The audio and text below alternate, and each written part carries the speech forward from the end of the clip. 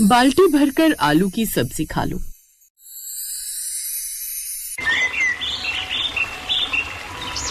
अनिल, सुनील और सुशील तीनों भाई डाइनिंग टेबल पर माँ के साथ बैठकर खाने का इंतजार कर रहे थे। सुधा, क्या हो गया? इतनी देर से खाली कटोरी चम्मच लेकर बैठे, खाना लाने में इतनी देर क्यों लगा दी? मैं देखती हूँ आखिर इन तीनों को हुआ क्या है। अरे ला रहे, बस ले आए। ये लो आलू की सब्जी। वाह, सब्जी की खुशबू तो बहुत बढ़िया आ रही है। मेरे तो पेट में भूख से चूहे कूद रहे हैं। बहू, खाना बनाने में आज इतनी देर कैसे लग गई? तुम तीनों बहुएं हो रसोई में काम करने के लिए, फिर भी इतनी देर लगा दी। माँ जी, हमने जो पहले आलू बनाए थे वो मीठे निकले, फिर अगर हम मीठे आलूओं की सब्जी देते तो आप में से कोई न खाता। और हम तो सोच रहे थे आज कोई हरी सब्जी बना लेंगे, पर इन तीनों में से कोई हरी सब्जी नहीं खाता, इसलिए हमने नहीं बनाई। हरी सब्जी का तो नाम सुनकर ही मेरा खाने से मन उतर जाता है। मुझे तो बस आलू ही पसंद है। मैं तो कभी भी नहीं खाऊंगा हरी सब्जियां। मेरे खुद के गले से नहीं उतरती। मुझे तो बस आलू की सब्जी मिल जाए। अरे आलू की सब्जी के सामने क्या ये लौकी टिंडे तोरई? आलू की सब्जी का मुकाबला कोई सब्जी नहीं कर सकती। सही कहा बेटा, मुझे तो हमेशा से ही आलू की सब्जी बहुत अच्छी लगती है। तुम्हारे बाबूजी जब तक जिंदा रहे आलू ही खाते रहे, बोले मेरी 13वीं पर भी आलू ही बनवाना। तुम्हारे मामा ने गोभी आलू रखवाए, उसी समय आत्मा बनकर आ गए, गोभी बिल्कुल नहीं पड़ेगी। 13वीं मेरी है तो खाना भी मेरी पसंद का होगा। बताओ, हलवाई भी घबरा गए, बोले बहन जी भाई साहब को बोलो परलोक में आराम से सोए, हम आलू ही बनाएंगे। अच्छा, मतलब अपनी 13वीं पर बाबूजी खुद आ गए अपनी पसंद की सब्जी बनवाने? क्या बात है माँ, फिर क्या हुआ? तुम तीनों तो छोटे थे, स्कूल में पढ़ते थे, तुम्हें कहाँ याद होगा। हलवाई घबरा गए और एक भी सब्जी उन्होंने आलू के साथ नहीं बनाई, बस आलू ही आलू बनाए। सोच लो, वही आदतें तुम्हारी हैं। तुम तीनों को भी आलू ही पसंद है, जैसे मुझे और तुम्हारे बाबूजी को। तीनों बहुएं सुधा, मधु और सुमन रसोई में आ जाती हैं और आपस में फुसफुसाने लगती हैं। तभी तो आलू खा खा कर आलू जैसे बन गए हमारे पति। अरे साथ चलते हैं तो ऐसा लगता है मानो इन्होंने पेट पर कोई ढोल लटका रखा हो। इतना बड़ा पेट कर रखा है आलू खा खा कर। आपने देखा नहीं, ससुर जी भी कितने मोटे थे, फोटो में खाली तोंद ही दिखाई देती है। और माँ जी ने भी तो इतना वजनदार शरीर किया हुआ है। इन सब की वजह से हमें भी आलू खाने पड़ते। हम लोग भी आलस कर जाते हैं कि अपने लिए अलग क्या सब्जी बनाएं, पर ऐसे काम नहीं चलेगा। हमें कोई ना कोई तरीका तो सोचना ही होगा जिससे इनकी हर समय आलू खाने की आदत छूट जाए। बच्चों को भी कोई पौष्टिक आहार नहीं दे पाते, जब देखो आलू आलू। वही तो भाभी, इन लोगों की आदत बच्चों में भी आ गई है। हमारे बच्चे भी अब सिर्फ आलू ही मांगते हैं। टिफिन में आलू दे दो बस। इन सब का बस चले तो रोजाना इन्हें बाल्टी भरकर आलू दे दो तो ये तो वो भी खा जाएंगे। एक सेकंड, मेरे दिमाग में एक आइडिया आया है। क्या? कान लाओ। तीनों बहुओं ने आपस में मिलकर एक योजना बनाई और फिर उसी शाम बाल्टी भरकर आलू की सब्जी डाइनिंग टेबल पर रख दी। बाल्टी भरी हुई आलू की सब्जी देखकर सब हैरान रह गए। बेटा, ये सारी सब्जी तुम्हारी दादी माँ, तुम्हारे पापा और तुम्हारे दोनों चाचू खाएंगे। हाँ, थोड़ी बहुत सब्जी तुम सब भी खा लेना। कैसी बातें कर रही हो बहू, ये तो बहुत सारी सब्जी है। इतनी सब्जी तो 50 लोग खा लेंगे। माँ जी, हम तीनों की तो यही शर्त है, अब रोजाना आप सबको बाल्टी भरकर आलू की सब्जी मिला करेगी। आपको पूरे दिन में एक बाल्टी आलू की सब्जी खत्म करनी है, इसके अलावा कुछ नहीं बनेगा। और अगर आप लोगों ने बाल्टी भरकर आलू की सब्जी नहीं खाई तो फिर हम तीनों जो रसोई में बनाए करेंगे आप सबको वही खाना होगा। अरे हम सबको तो आलू की सब्जी बहुत स्वाद लगती है, हम तो बाल्टी भरकर खा सकते हैं। क्यों भाई लोग? सही कह रहे हो भैया, आलू की सब्जी तो हमें जितनी मर्जी खिला लो, हम तो पूरा दिन खा सकते हैं। चलो शुरू करते हैं, पूरा दिन में तो हम खाए जाएंगे। तीनों भाई बहुत खुश थे। उन्हें लग रहा था कि उन्हें उनकी पसंद की सब्जी मिल रही है और वो उस सब्जी को बहुत चाव से खा भी लेंगे। पर पहले दिन तो बाल्टी भरकर सब्जी खत्म हो गई। दूसरा दिन आया तो फिर से तीनों बहुओं ने बाल्टी भरकर आलू की सब्जी लाकर डाइनिंग टेबल पर रख दी। अब सास तीनों भाइयों और सभी बच्चों का मुंह देखने वाला था।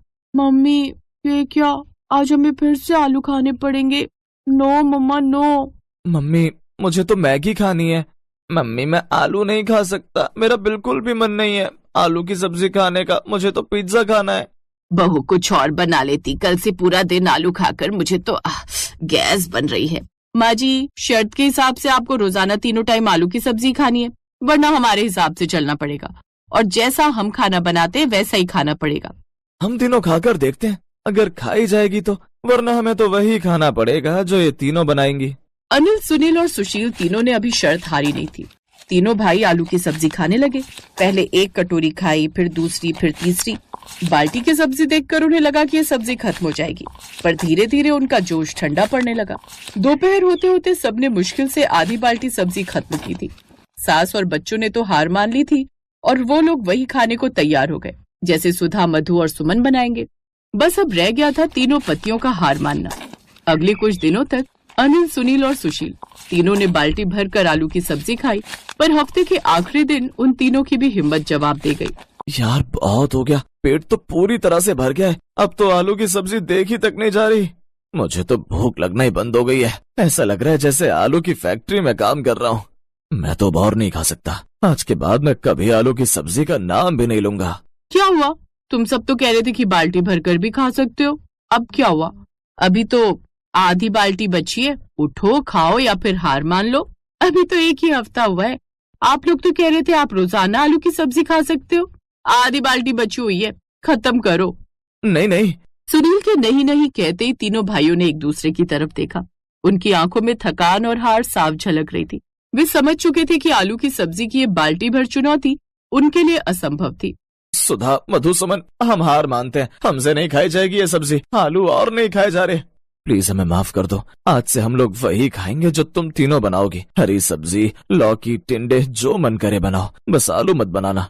मैं कसम खाता हूँ कि आज के बाद अगर किसी ने मुझे आलू का नाम भी लिया तो मैं खुद किचन में जाकर अपने लिए करेले की सब्जी बना लूंगा, पर आलू मत खिलाना। नहीं नहीं, आलू नहीं।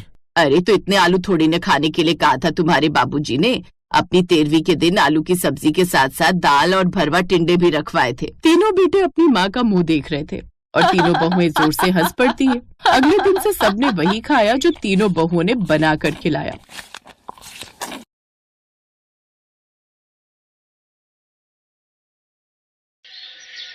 भैया जरा सामान आराम से उतारना, कोई भी चीज टूटनी नहीं चाहिए। टेंशन मत लीजिए भैया जी, हम आपके फ्लैट में सामान को आराम से रख देंगे। बहुत देर से तेरे हाथ की बढ़िया अदरक वाली चाय का इंतजार कर रही थी। कितना रह गया? सामान सारा ऊपर फ्लैट में रख दिया ना? नमस्ते अंकल जी। नमस्ते बेटा, नए आए हो लगता है। जी अंकल जी, आज ही आया हूँ, बस सामान शिफ्ट कर रहा हूँ। आप भी इस एरिया में रहते हैं क्या? हाँ बेटा, वो सामने कोने वाला फ्लैट मेरा है। वहाँ दूध की दुकान है ना, वहीं से दूध लेने जा रहा हूँ। तुम्हें भी कुछ खरीदना हो तो उस दुकान से ले लिया करो। वहाँ पर दूध, दही, मक्खन, पनीर सब कुछ मिलता है। जी अंकल, बिल्कुल। थैंक यू अंकल जी। लगता है हमारे सामने वाले फ्लैट में शिफ्ट किया है, क्योंकि सामान वहीं आ रहा है। अकेला ही लग रहा है लड़का, कोई साथ नहीं है। माँ जी, रात के खाने में क्या बनाऊं? नीचे सब्जी वाला खड़ा हुआ है। एक काम करती हूँ, कटहल ले आती हूँ। कच्चा कच्चा लग रहा है, बढ़िया बन जाएगा। हाँ ठीक है बहू, कटहल ही ले आओ। मेरा भी बहुत मन है कटहल खाने का। आरती नीचे गली में सब्जी वाले से सब्जी लेने चली गई। शोभा उसके उदास चेहरे को ऐसे ही देखते रहती थी। आरती पहले ऐसी नहीं थी। वो हंसती, बोलती, सबसे खूब बातें करने वाली थी। 7 साल पहले आरती के पति का देहांत हो गया था। उसके बाद आरती अपने मायके चली गई, क्योंकि उसके माता पिता ने एक और लड़का देखा जिससे आरती की दूसरी शादी कर सके, पर वो लड़का भी गलत था। इसलिए आरती ने उससे शादी करने के लिए मना कर दिया और उसके बाद फिर से आरती अपनी बूढ़ी सास के पास आ गई और तभी से आरती अपनी सास शोभा के साथ रह रही है। शोभा ने कई बार आरती को दूसरी शादी करने के लिए कहा, पर आरती ने फिर मन नहीं बनाया। ओ सब्जी वाले भैया, कटहल कैसे दिया? आरती की आवाज सुनकर रोहित नाम के उस आदमी की नजर आरती पर गई जो नया नया फ्लैट में आया था। रोहित ने आरती को हाय किया। आरती ने बहुत धीरे से हाय का जवाब दिया। हाय। हाय भैया, आधा किलो कटहल दे दो। कटहल? ये तो मेरी भी फेवरेट सब्जी है। भैया जी, सारा सामान आपके फ्लैट में रखवा दिया है। हमारा हिसाब करो तो हम जाएं, शाम होने वाली है। अब हाँ, देता हूँ। आरती ने कटहल लिया और चुपचाप ऊपर फ्लैट में आ गई। रोहित भी अपने फ्लैट में सामान सेट करने लगा। आरती की रसोई की खिड़की से रोहित की रसोई की खिड़की साफ दिखाई देती थी। आरती रसोई में कटहल की सब्जी बना रही थी। अचानक उसकी नजर रोहित की रसोई की खिड़की की तरफ गई। रोहित आटे के डिब्बे को रसोई की ऊपर वाली अलमारी में रख रहा था। अचानक डिब्बे का ढक्कन खुल गया और सारा आटा रोहित के मुंह से लेकर कपड़ों पर गिर गया। रोहित ऐसा लग रहा था मानो कोई आटे में भीगा हुआ भूत हो। ये देखकर आरती अपनी रसोई से जोर से हंसी, मानो पहली बार इतने सालों बाद आरती के चेहरे पर हंसी आई हो। रोहित भी उसकी तरफ स्माइल करके देखने लगा। आरती ने अपनी हंसी को रोका, तभी शोभा आ गई। अरे बहू, हंसना क्यों बंद कर दिया? तुम हंसती हुई बहुत प्यारी लगती हो, ऐसे ही हंसती रहा करो। रोहित बेटा, आरती बता रही है कि तुम्हें कटहल की सब्जी बहुत पसंद है। एक काम करो, तुम बहुत थक गए होगे सामान सेट करने में, आज रात का खाना हमारे घर ही खा लेना। थैंक यू आंटी जी, कटहल की सब्जी का नाम सुनकर तो मेरे से रहा ही नहीं जाएगा। मैं टाइम से पहले आ जाऊंगा। आरती उसे टेढ़ी नजरों से देख रही थी। वो चुप रही। थोड़ी देर बाद रोहित खाना खाने के लिए उनके घर आया। आंटी जी, ये फूल आपके लिए। तुम्हें कैसे पता कि मुझे गुलाब के फूल पसंद है? बहुत सुंदर गुलदस्ता है। आओ बेटा बैठो। आरती, रोहित के लिए वो आम का पन्ना ले आओ। आरती ज्यादा बात नहीं कर रही थी। शोभा ने रोहित को आरती के बारे में बताया। बस यही कारण है कि आरती उदास रहती है। मुझे तो इसकी बहुत चिंता होती है। वैसे अपने बारे में कुछ बताओ बेटा। आंटी जी, मम्मी पापा इस दुनिया में नहीं है। भैया भाभी हैं, वो ज्यादा मतलब रखते नहीं। बस अकेला हूँ। 2 साल पहले एक लड़की से बात हुई थी। बात सगाई तक पहुंची थी, पर लड़की ने मुझे इसीलिए शादी के लिए मना कर दिया था क्योंकि मेरे पास कार नहीं थी। अब देखिए ना, मैंने अपनी मेहनत से फ्लैट खरीद लिया, धीरे धीरे कार भी खरीद लूंगा। पर उस समय लड़की ने मेरी बात पर ध्यान नहीं दिया और मैंने भी सोचा कि शायद शादी करने के लिए मुझे और कमाने की जरूरत है। कोई बात नहीं बेटा, समय सब कुछ ठीक कर देता है। तुम मेहनती हो, कोई ना कोई अच्छी लड़की जरूर तुम्हारी जिंदगी में आएगी। अरे और कटहल की सब्जी लो ना बेटा। बस आंटी जी, मजा आ गया। आरती जी, आपके हाथ की कटहल की सब्जी बहुत टेस्टी है। पता है आंटी जी, मेरी मम्मी बिल्कुल ऐसी ही कटहल की सब्जी बनाती थी। क्या हुआ था तुम्हारे मम्मी पापा को? आंटी जी, पापा तो तभी चल बसे थे जब मैं और मेरे भाई छोटे थे। मम्मी अभी 4 साल पहले ही गुजरी हैं। भैया की शादी बाद में हुई है, लव मैरिज थी, इसीलिए उन्होंने अलग फ्लैट ले लिया। बस मैं काफी टाइम से किराए पर था तो सोचा कि अब अपना ही ले लेता हूँ। आंटी जी, डिनर के लिए थैंक यू। अब तो अक्सर ही रोहित और आरती के बीच चलते फिरते बातचीत, नमस्ते, हाय हेलो हो जाती थी। कभी शोभा कोई सामान लेकर आती थी और लिफ्ट बिजी होती थी तो रोहित सीढ़ियों से सामान ऊपर तक ले आता था। धीरे धीरे रोहित सास शोभा को अच्छा लगने लगा और एक दिन शोभा ने रोहित के बारे में आरती से बात की। आरती, मैं चाहूंगी कि तुम जिंदगी को एक मौका और दो। अगर तुम कहो तो मैं रोहित से बात करूं। रोहित बहुत अच्छा लड़का है और मुझे लगता है कि शायद वो तुम्हें मन ही मन पसंद भी करता है। नहीं माँ जी, ऐसी कोई बात नहीं है। एक कटहल की सब्जी की तारीफ रोहित ने क्या कर दी, आपको ये लगने लगा कि रोहित के मन में मेरे लिए कुछ चल रहा है? ऐसा कुछ नहीं है। ना ही मेरे मन में रोहित के लिए कुछ है और ना ही रोहित के मन में मेरे लिए कुछ है। हम सिर्फ पड़ोसी हैं। आरती शोभा को दूध देकर गैलरी में टहलने के लिए आ गई। कहीं ना कहीं शोभा की बातें आरती के मन में चल रही थी। तभी उसने देखा गैलरी में रोहित किसी से फोन पर बात कर रहा है। रोहित ने दूर से आरती को देखा और हाथ हिलाकर हाय किया और फिर से फोन पर लग गया। कुछ देर बाद आरती कमरे में आकर सो गई। अगले दिन आरती शोभा से बोली, आप मुझे कह रही थी ना कि रोहित के मन में मेरे लिए कुछ चल रहा है।